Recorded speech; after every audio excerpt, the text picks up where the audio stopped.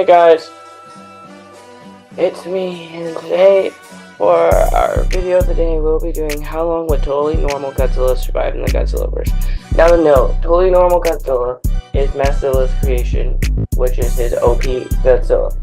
And he is slightly weaker than Vengeance Godzilla and weaker than GXI Godzilla. But just because he's weaker than those two doesn't mean he's not going to be able to do well in this verse. He does, even though being weaker than the two, have the abilities that can help him out. So, let's get started. Are you serious?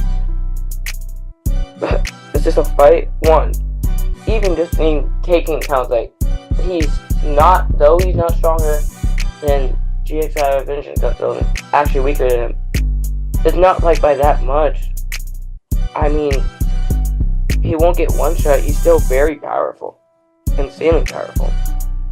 And like I could compare him to Vengeance and GXI, just being slightly weaker than Vengeance Godzilla, and we'd have a similar outcome. But the thing is, they won't. Even the Painflies try, and let's say they do try to attack, they won't be able to hit him. They can't really hurt him or basically do anything. Well, why? The only way they're going to be able to damage him is to be in his line of sight. And yes, the Painflies are not stupid. They are smart, but I don't think they'll realize that. And they won't be able to figure this out long enough. So, Godzilla can just turn around and then, because he can bend his neck backwards, which is one of his abilities, can just beam him. And they won't really be able to hurt him. Even if they do get in his line of sight and attack him, they're not really going to do anything. And he can levitate. So even though Painflies has the flying advantage, he can just get off the ground and levitate. So, well, all you have to do is just like beam one beam or just one good smack, he just kills them. This is light work for him. TNG passes no concept of difficulty. What is someone who's city level gonna do against someone who's comparable to Vengeance Godzilla? I mean, GXI deaths from Godzilla vs. Destroya all those 7 months ago, or however long I made that ago. It's not really a fair fight. This is going to be embarrassing. TNG wipes the floor with this guy. He passes, no concept with diff. What are these two going to do? Yeah, they survived the hyperversal explosion, or massive explosions, and also take some of the creator's attacks, but then died later from them. Again, they can't, even if they are able to tank some of TNG's attacks, they won't even be able to damage him. And even if they do land a good hit, it's just going to instantly regenerate. So, no concept with diff. Now, the head version of the Godzilla Imposter guys, the same thing. TNG will easily beat them. They don't have their strength, and they're not strong enough to put him down. Since he has instant regen, they're not going to be able to do anything. TNG is way too durable for them to damage in the first place anyway. But this is another light work for TNG. TNG means totally normal Godzilla. Now, the real challenge, Godzilla vs. Eva Godzilla and Eva from Godzilla vs. Eva. Or GVE. Well, Godzilla GVE and Eva GVE were powerful enough when they were fighting in their god forms, were able to destroy the Godzillaverse, but not destroy the Omniverse. Or probably the Hyperverse. You could say they're hyperversal because they're probably able to do it, but the creator was still alive. And yes, I said they were stronger than the creator back then, during the Godzilla Imposter Part 2 events, but the creator has gotten stronger. So if they were to fight now, the creator would most likely win. But these guys are very powerful. In base to base, these guys are getting their cheeks clapped by TNG, and if they're both in their god forms, they're still getting clapped, even though Thermal is extremely durable and able to survive his own explosion, and so is the Eva. They won't even be able to damage TNG. TNG should sweep them with low diff. Monkey. Why do I have him above? Because, well, they show he's more relevant.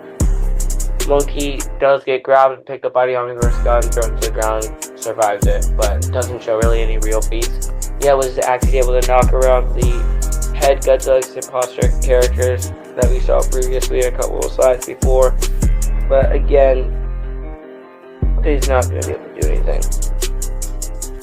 So this is another easy win for TNG. So with low diff, TNG easily passes.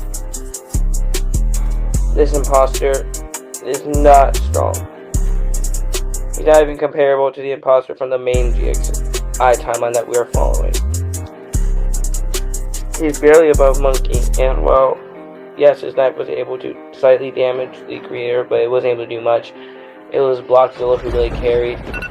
It's kind of funny how the imposter from GXI, the main one, is much weaker than GXI, but is able to deal with him and like kind of fight, or like be able not to get one shot, or like actually move him around.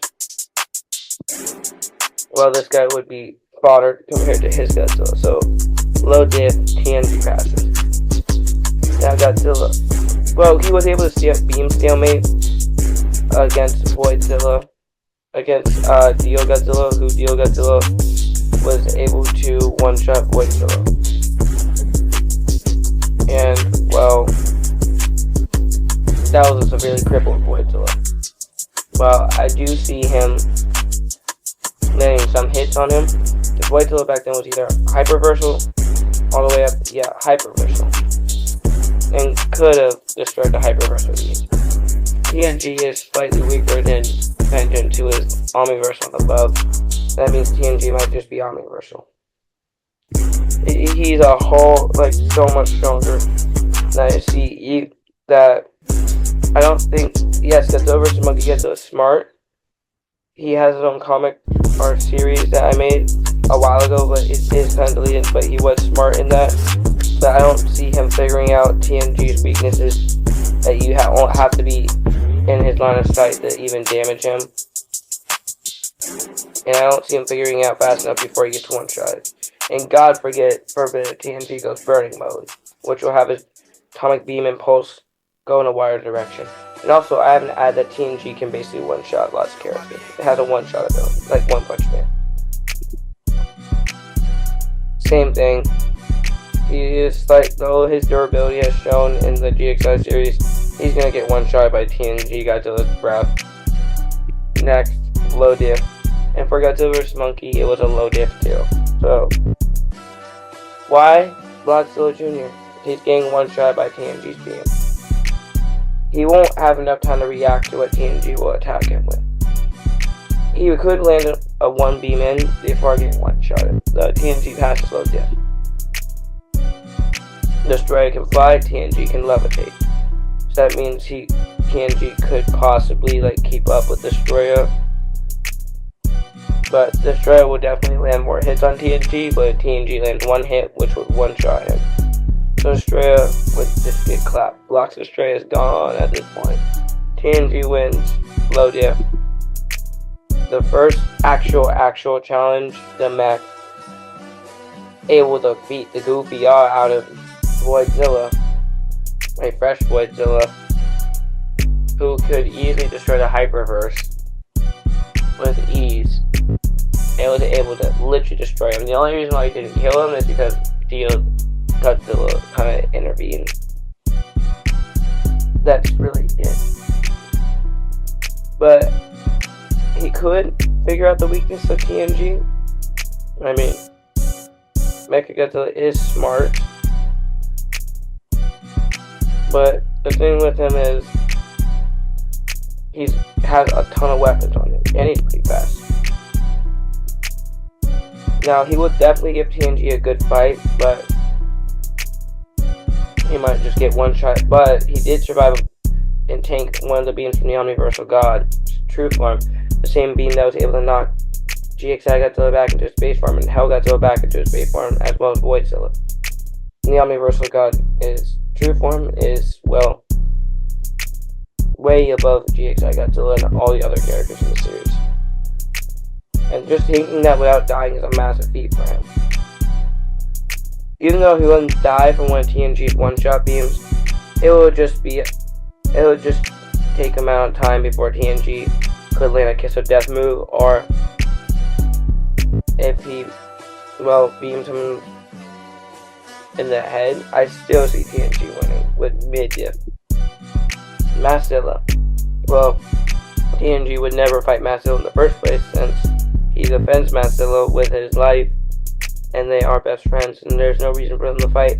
Let's say if he did, Mastilla being multiversal and kind of being a little bit above Massacre, or at least comparable to him, would make this interesting. But TNG would still kind of one-shot, technically. But there is really no reason they'd fight in the first place. But let's say if it did, TNG with kind of one atomic breath should be able to destroy Mastilla. With Mastilla's in thermal, which is an invulnerable form that you can't take damage in, TNG should still one-shot since he has that one-shot ability. So TNG wins this with low to mid diff. The creator, the creator did kind of die from getting hit by one of GXI Gato's beams, one of GXI's base beams in his evolved form. And the beam was not even aimed at him, trying to kill him. It just got deflected off a force field and ended up hitting him. But I see that the creator would be able to put up force fields would be able to put up a force field to block some of TNG's beams. But if TNG catches him off guard, he could make a fatal blow on him. And I just see that the creator doesn't have anything to kill TNG with. Yes, the creator does have his pulse and directional beams, but there's not really much that he can use to kill him.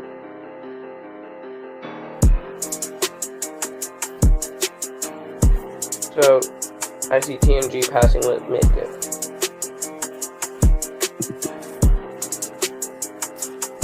The Omniversal God's physical form. He loses to base GXI Godzilla. And he does die to the Infant Spiral Heat Ray, base GXI Godzilla, but he's not weak by any chance. Definitely not weak by any chance. So how would this fight really go? I honestly just see him doing what GXI Godzilla did and dealing with him that way. But I just can't really see the Omniversal God's physical form really winning, though he does get more powerful every single time you see him. I don't know how he beat the TNG, who the Omniversal Gods might not figure out that you have to be in the line of sight to be able to damage TNG fast enough before he gets one-shot. But this is still going to be a hard, an actual challenge for him. I see TNG passing mid to high diff. And the reason I say high diff is, the Omniversal God has God knows how many abilities, has so many abilities, even in its physical form. But I still see TNG would pass this. Also, the reason why the Omniversal God's physical form just doesn't die, which will be annoying. But TNG should pass mid to high diff. Next. Hi guys. This is edit version of me or future me. How did I forget this again? Okay, totally normal Godzilla versus the Imposter. Totally normal Godzilla would beat the Imposter with high difficulty. The Imposter could block the attacks and also react to the beams, but in the end, it will basically be once the Imposter gets one of his knives knocked away, he can dodge it, but he won't be able to dodge forever. And eventually, he will get killed by the Omniverse. By TNG. Will eventually kill him. But the Imposter should be able to figure out TNG's weakness is that you can only hit him from the front. And that's the only way you can actually damage him. With some good blows with the knife and also from the absorbed energy from the knife, he should be able to pierce TNG. But would end up losing in the end. The imposter taking his second L. But he would still be no joke. He's still making it really far. But again, TNG should be able to pass the imposter with a high diff. I see TNG, even though with instant regen, walking out severely injured, but still winning. The imposter will put up one heck of a fight against TNG. But like against this Godzilla, if it wasn't for Voidzilla who saved the imposter, Godzilla probably in his bloodlusted rage from getting his new power and new form would have just ended up killing the imposter. TNG would do the same, as if there's no one to save the imposter, well, it's kind of dead. So TNG passes the imposter with high difficulty. Now he's on to the next. I kind of see him stopping at Voidzilla. Voidzilla is not stronger than Godzilla's imposter Godzilla, but it's definitely not a pushover. His burning form was able to contend with the true form of the Omniversal God, and also was able to contend with GXI Godzilla earlier in the series.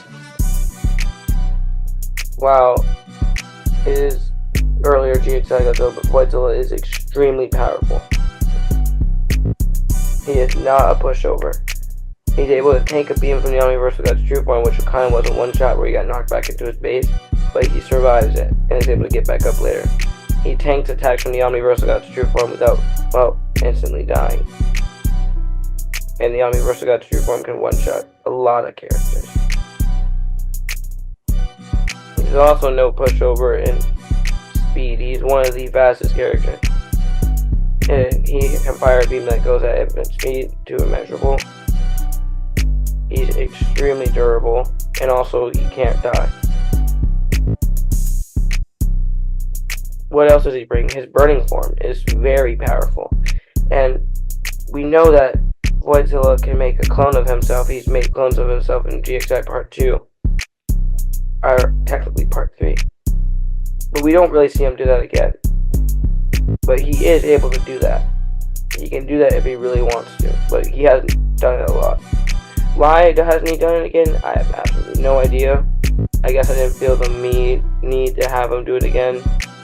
But he could even clone himself in burning form, and the clones basically have the same strength as him.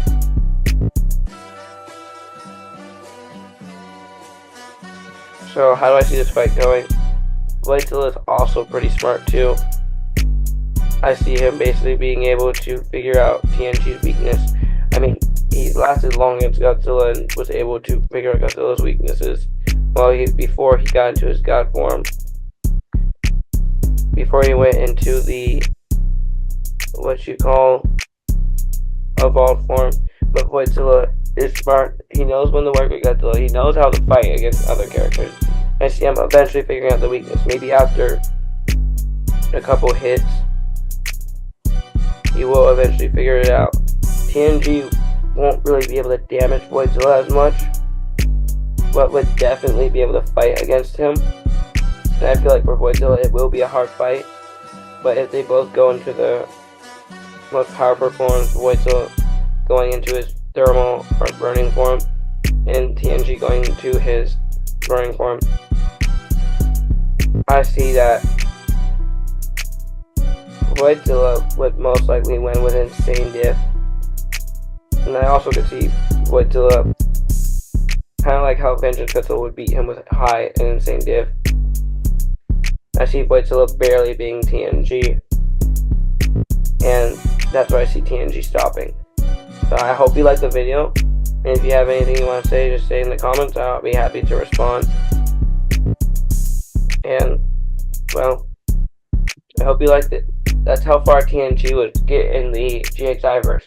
And if he were to be entered in the GXI-verse, he'd make a pretty good character, as he would be able to one-shot lots of fodder characters, and even one-shot some of the strong, slightly mid-tiers, and fight some of the high tiers without dying. But he's actually pretty well in the Godzilla X Imposterverse. He'd make a pretty good character to be in it. Like, he perfectly fits in the GXI-verse. Being an OP character who can one-shot other characters without being like too OP like the Omniverse God's true form. And if he were in the finale, he would basically be good at making a stand with the main characters against the Omniverse God. Would make the final stand even cooler, probably. Oh yes, I hope you liked the video. That's it. And this is how long White's TNG are totally normal Godzilla makes in the Godzilla verse. Thank you and peace.